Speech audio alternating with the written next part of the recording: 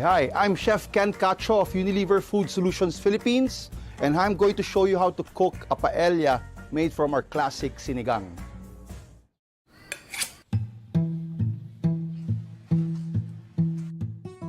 Part of the inspiration when I made this dish is that we're one of the 3 countries in Southeast Asia that eats soup with rice. In the Philippines, when you eat a bowl of sinigang, you'd normally have rice inside the soup. Well, in this case, we're doing it differently. We're serving the rice and the soup together.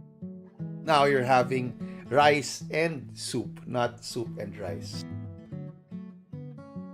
And because I'm making prawn sinigang, I'll be using prawns, river prawns, okay? So brackish water. So I'm using swahe today, no? So it has a much more sweeter taste, okay? So to start off, I have here a bit of pork oil or pork lard.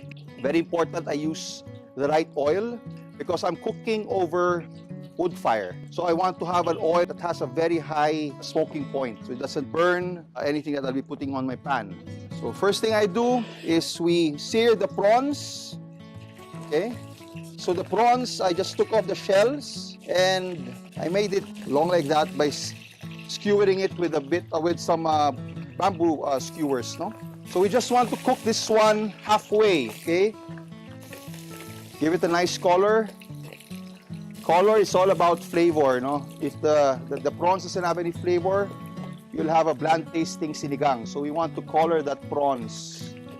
The reason I'm not seasoning this one is because later on, I'll be seasoning the rice and I'll be placing this on top of the rice. So that would eventually, give that prawns a nice flavor. So we don't want to overcook these prawns. Just give it a nice color and we take it out, okay?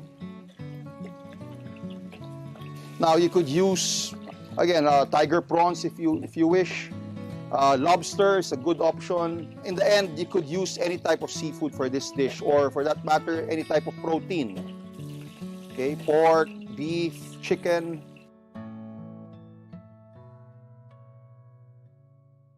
Next, we're going to be making the base of our paella. No? So the Spanish, they have what they call the sofrito. We have what we call our sancocha. Sancocha is a term that's normally used in the old days, no? It means, cooking garlic, onions, and some tomatoes to a very thick paste, no? That's very important because it gives that umami flavor in the end, no? So I have here some garlic, all right? We don't want to burn that garlic, huh? Just toast it a little bit. And then, the onions goes in. I'm using here white onions, not red. White onions contains less sugar, so it doesn't burn as such, no? Red onions tends to be more sweeter. So when you cook it over a high temperature surface, it might burn, okay? So we don't want that bitterness, no? Paella, okay, is normally cooked over fire. Now, I'm using here some palok wood. This is really dried wood already, so it tends to burn quickly and get that right hot temperature right away, no? Now, it's really better if you cook paella this way, so you get all of that natural flavor from the smoke, from the wood itself. We normally call a paella when it's cooked in the proper vessel. So in this case, I'm cooking it in a paellera. No, that's a paellera. It's about maximum 2 inches high, all right? And also, it has a much more bigger surface, no? That requires heat to be dispersed evenly. Okay, the reason why it's about 2 inches high is because we want to create a thin layer of paella. With sinigang, a classic vegetable that goes with it is raddish. Okay, so I've sliced the radish fairly thin, not too thick, because radish normally cooks a little bit longer than usual compared to other vegetables. I'll be adding some green chilies. Okay, it's really more for flavor. Okay, not for heat, more to flavor the sinigang, okay? Why sinigang? I think sinigang is a perfect way of playing around with the classic. It's actually an indigenous dish, no? Pre-colonial times, it's already there. Sinigang comes from the Tagalog word meaning sigang, or to stew, okay? And to stew, basically, we bring it to a boil. Diba? Sinigang, you just saute meat pieces, vegetables, and then you put a lot of liquid, and then you sour it with normally tamarind. And nowadays we use different types of souring agents. No, could be guava, could be tamarind, could be kamyas, even tomatoes. No, as it is, no, can be used for just sinigang. And this is a very good way to introduce that, Filipino dish in a Western type, a classic paella dish. No? So we're infusing flavors at the same time cultures. No?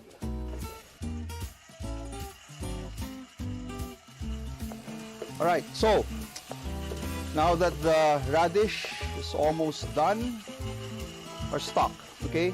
Now I'll be cooking about 500 grams. This pan could hold about 500 grams of rice.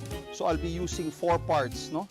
So I'll be using about 2 liters of liquid, okay? So when I peeled the prawns earlier on, I then boiled it with some chicken broth, no?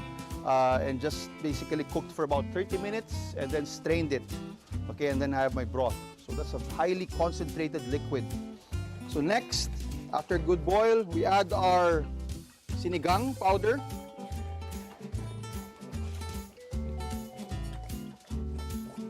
Okay, and then we add the rice.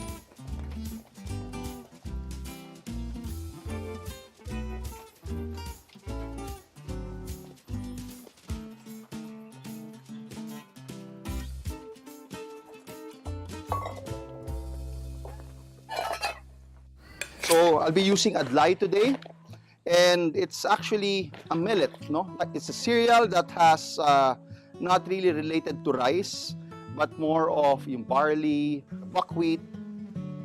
Now, the good thing about this one is that this type of grain has a very low glycemic index, so which means the body can actually absorb the energy, the carbohydrates, but in a slower pace. Okay, so which means the blood sugar doesn't go up, doesn't go high right away. So it's good for diabetics, and plus it's much more nutritious. So that's the reason why I'm using it for today's dish. Now this would take about, I would say about 18 to 20 minutes. So at this point, I'm also going to add my clams. So this would actually help flavor the stock as well. Now once you add the rice, you don't stir it anymore, huh? Leave it. Or adlai, no? In this case.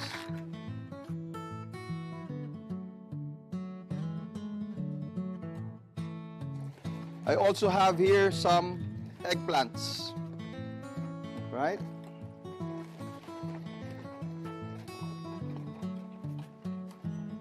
That I've sliced. Now, you could put any type of vegetable you like, but these are classic vegetables that really goes well with sinigang, no? Eggplants.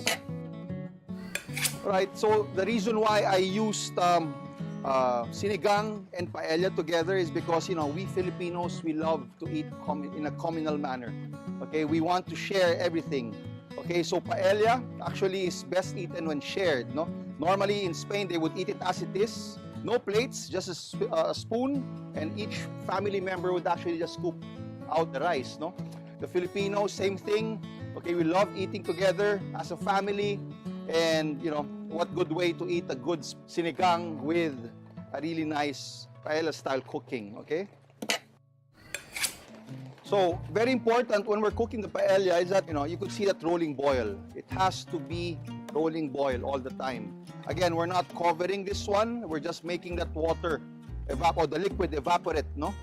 And then eventually create a nice thin layer of cooked rice, all right? Now, the most important thing with paella, in this case, is to have that parang crust underneath the rice later on.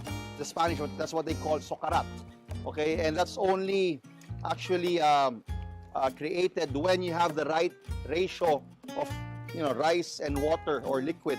Okay, so in this case, I'm pretty sure 4 parts of liquid should do the trick. Okay, to a part of rice. No, I like my sinigang really sour. Okay, so in the end, if you just want a hint of sourness, just control the amount of tamarind powder or tamarind mix that you have. Okay.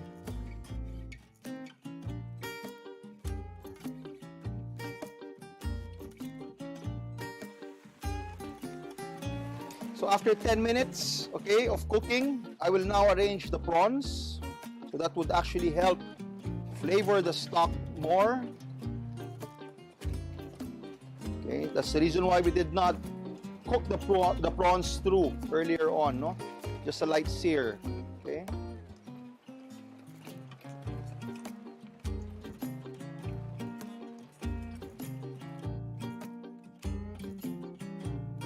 So, and also I'll add some cherry tomatoes. This would add a, a pop of sweetness later on when you eat the paella, okay? Now, I haven't stirred that rice ever since I placed it inside that stock, no? So most of the starch that we have from the rice is already settled down, okay? And that would create that crust later on, okay? So I season this one now with a bit of pepper. Now, traditionally, paella, they like using smoked paprika. Really good chefs, actually, they would tell you to use smoked paprika. Now, I'm using a special salt today. It's one of the rarest salts in the world. It's called asin tibuok, and it comes from Bohol. Okay, so the process actually starts off with burning soaked coconut husks in salt water. And that creates that nice, parang smoky flavor, no? And this is actually something that you only get to find in Bohol. So it gives a nice, parang very light flavored salt, no?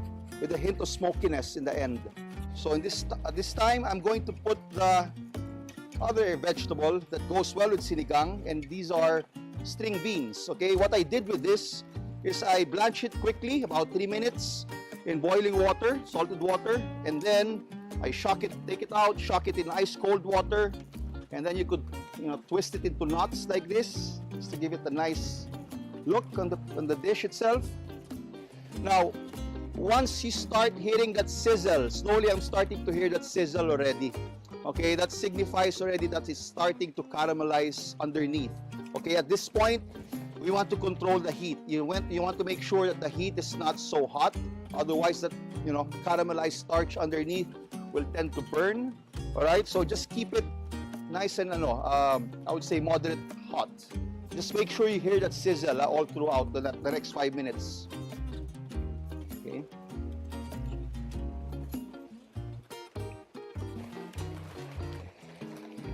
And it's there.